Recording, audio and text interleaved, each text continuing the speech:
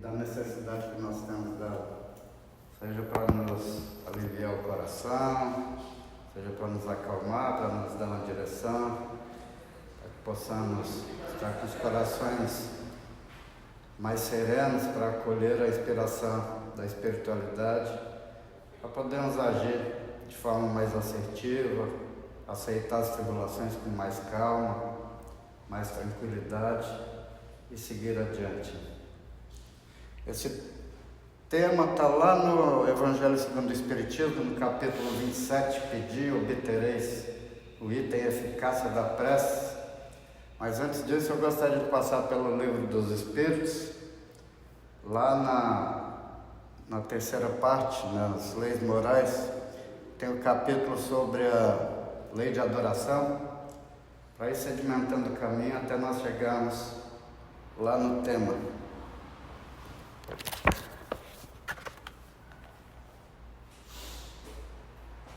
Então, na pergunta 649 aqui, Kardec pergunta: em que consiste a adoração? Na elevação do nosso pensamento a Deus, deste pela adoração aproxima o homem de sua alma. Daí um dos principais motivos da oração, da prece. Daí ele pergunta lá no capítulo 659 qual é o caráter geral da prece, já no capítulo específico da prece. A prece é um ato de adoração. Orar a Deus é pensar nele, é aproximar-se dele, é pôr-se em comunicação com ele. As três coisas podemos propor-nos por meio da prece: louvar, pedir e agradecer. Daí voltando um pouquinho à pergunta anterior, pergunta 658, ele pergunta se agrada a Deus a prece. A prece é sempre agradável a Deus quando ditada pelo coração, pois para ele a intenção é tudo. Assim, preferível lhe é a prece do íntimo ou a prece lida.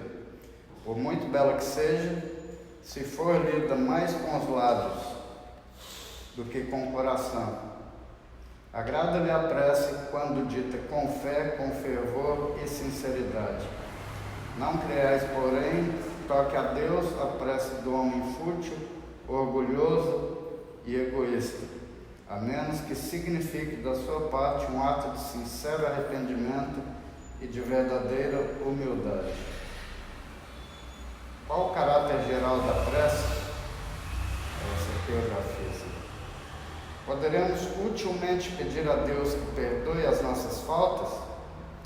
Deus sabe discernir o bem do mal. A prece não esconde as faltas. Aquele que a Deus pede perdão de suas faltas só obtém mudando de proceder. As boas ações são a melhor prece. Por isso que os atos valem mais que as palavras.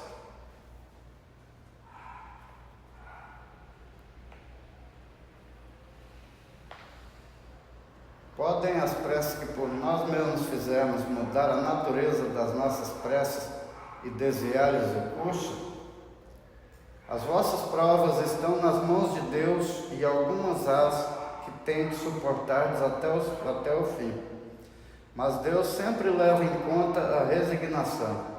A prece traz para junto de vós os bons espíritos, e dando-vos estes a força de suportá-las corajosamente, menos rudes ela vos parece. Hemos dito que a prece nunca é inútil quando bem feita, porque fortalece aquele que ora, o que já constitui grande resultado. Ajuda-te a ti mesmo e o céu te ajudará, bem sabes. Ademais, não é possível que Deus mude a ordem da natureza ao sabor de cada um, porquanto o que do vosso ponto de vista mesquinho e o da vossa vida efêmera vos parece um grande mal, é quase sempre um grande bem na ordem geral do universo. Além disso, de quantos males não se constitui o homem o próprio autor, pela sua imprevidência ou pelas suas faltas? Ele é punido naquilo em que pecou. Todavia, as súplicas justas são atendidas mais vezes do que supondes, julgais de ordinário que Deus não vos ouve, porque não faz a vosso favor um milagre, enquanto vos assiste por meios tão naturais que vos parecem obra do acaso ou da força das coisas. Muitas vezes também, a mais das vezes mesmo, ele vos sugere a ideia que vos fará sair da dificuldade, pelo vosso próprio esforço. Pois então, meus irmãos, é o que ele diz aqui, né? Muitas vezes a gente ora e quer um milagre, sendo que nós mesmos podemos sair daquela situação. É certo que às vezes a gente está numa situação tão pesada, que é tão desesperadora ao nosso ponto de vista.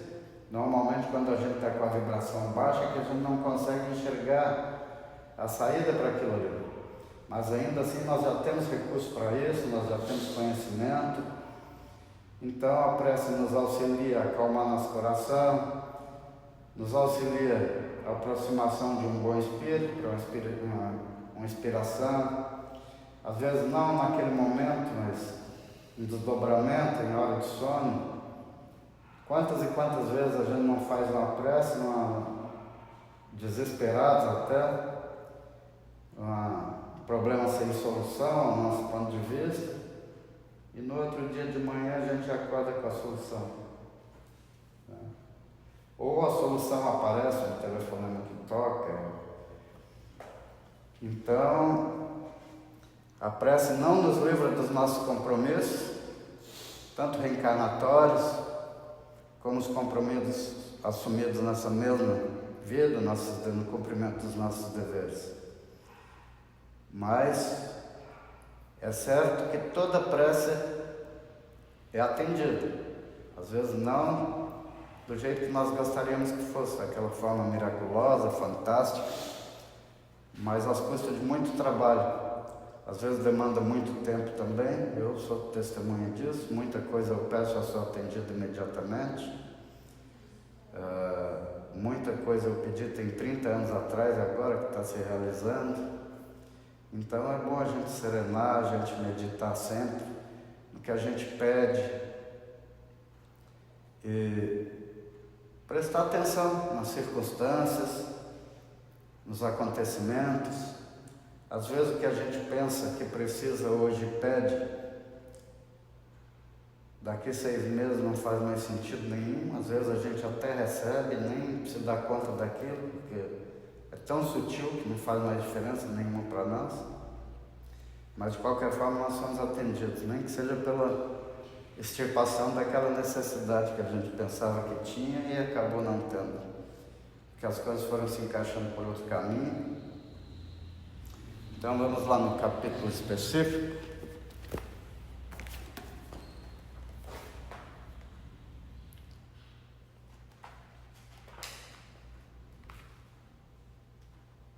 O meu dia está lá no capítulo 27 do Evangelho segundo o Espiritismo: pedi e obtereis. Aí tem vários tópicos: a qualidade da prece, é todo ele sobre a prece, a eficácia da prece, a ação da prece, transmissão do pensamento, sobre as preces inteligíveis, da prece pelos mortos e pelos espíritos sofredores, tem as instruções dos espíritos, a maneira de orar, a felicidade que a prece proporciona. Então, nosso tópico de hoje é a eficácia da prece. Então, vamos lá. Seja o que for que peçais na prece, crede que obtereis o concedido, que concedido vos será o que pedirdes. Marcos 11, 24. Há quem conteste a eficácia da prece, com fundamento no princípio de que, conhecendo Deus as nossas necessidades, inútil se torna expô-las. E acrescentam os que assim pensam que, achando-se tudo no universo encadeado por leis eternas, não podem as nossas súplicas mudar os decretos de Deus. Foi aquilo que nós vimos agora há pouco no tópico do capítulo dos Espíritos. Sem dúvida alguma, há leis naturais imutáveis que não podem ser abrogadas ao capricho de cada um. Mas daí a crer-se que todas as circunstâncias da vida estão submetidas à fatalidade, vai grande distância. Se assim fosse, nada mais seria o homem do que um instrumento passivo, sem livre-arbítrio e sem iniciativa. Nessa hipótese, só lhe caberia curvar a cabeça ao jugo dos acontecimentos, sem cogitar de evitá-los. Não deverá ter procurado desviar o raio. Deus não lhe otorgou a razão e a inteligência para que ele as deixasse sem serventia, a vontade para não querer, a atividade para ficar inativo. Sendo livre o homem de agir num sentido ou no outro, seus atos lhe acarretam e aos demais consequências subordinadas ao que ele faz ou não. Há, pois, devidos à sua iniciativa, sucessos que forçosamente escapam à fatalidade e que não quebram a harmonia das leis universais. Do mesmo modo que o avanço ou atraso do ponteiro de um relógio não anula a lei do movimento sobre a qual se funda o mecanismo possível. É, portanto, que Deus aceda a certos pedidos, sem perturbar a imutabilidade das leis que regem o conjunto, subordinada sempre essa anuência à sua vontade. Nesta máxima, concedido-vos será o que quer que pedirdes pela prece, fora ilógico deduzir que basta pedir para obter, e fora injusto acusar a providência se não acede a toda súplica que se lhe faça, uma vez que ela sabe melhor do que nós o que é para o nosso bem. É como procede um pai criterioso que recusa ao filho o que seja contrário aos seus interesses. Em geral, o homem apenas vê o presente. Ora, se o sofrimento é de utilidade para a sua felicidade futura, Deus o deixará sofrer como o cirurgião deixa que o doente sofra as dores de uma operação que lhe trará a cura. O que Deus lhe concederá sempre, se ele o pedir com confiança, é a coragem, a paciência, a resignação. Também lhe concederá os meios de se tirar por si mesmo das dificuldades, mediante ideias que fará lhe surgiram os bons espíritos, deixando-lhe dessa forma o mérito da ação. Ele assiste os que ajudam a si mesmos, de conformidade com esta máxima: ajuda-te, que o céu te ajudará. Não assiste, porém, os que tudo esperam de socorro estranho, sem fazer uso das faculdades que já possui. Entretanto, as mais das vezes, o que o homem quer é ser socorrido por milagre, sem despender o mínimo de esforço. Então, meus irmãos, tudo aquilo que nós pedimos de coração, aquilo que nós agradecemos, as nossas ações em direção ao bem, são sempre preces, aqueles momentos de harmonia em família, até aquele passeio gostoso que nos traz calma, tranquilidade, interação com a natureza, com o próximo, e até no cuidado com os nossos amorzinhos. Tudo isso são preces silenciosas.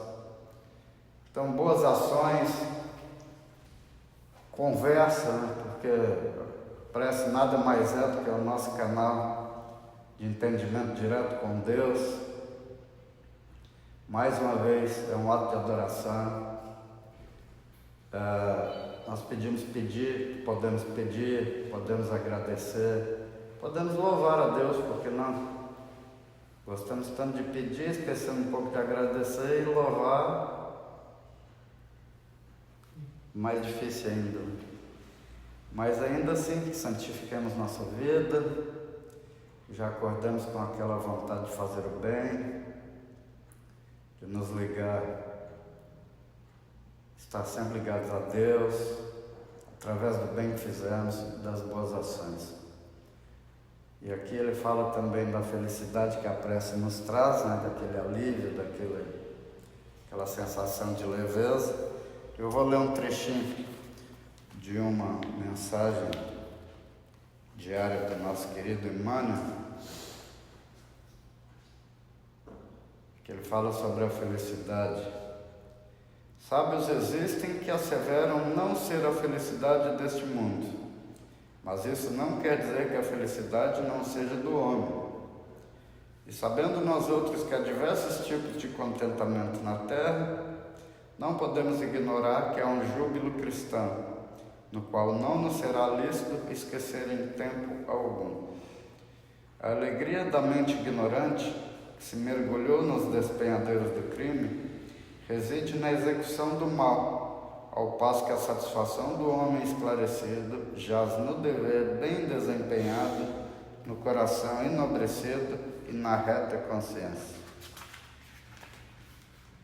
Não ignoremos que se o reino do Senhor ainda não é deste mundo, nossa alma pode, desde agora, ingressar nesse divino reino e aí encontrar a aventura sem mácula do amor vitorioso sob a inspiração do celeste amigo. A felicidade do discípulo de Jesus brilha em toda parte, induzindo-nos à bênção maior. É a bênção de auxiliar, construção da simpatia fraterna, a oportunidade de sofrer pela própria santificação, o ensejo de aprender para progredir na eternidade, a riqueza do trabalho. Agradeço a espiritualidade, a atenção de vocês e que meditemos e oremos a nossa vida se tornar mais leve, mais tranquila, mais assertiva. Muito obrigado.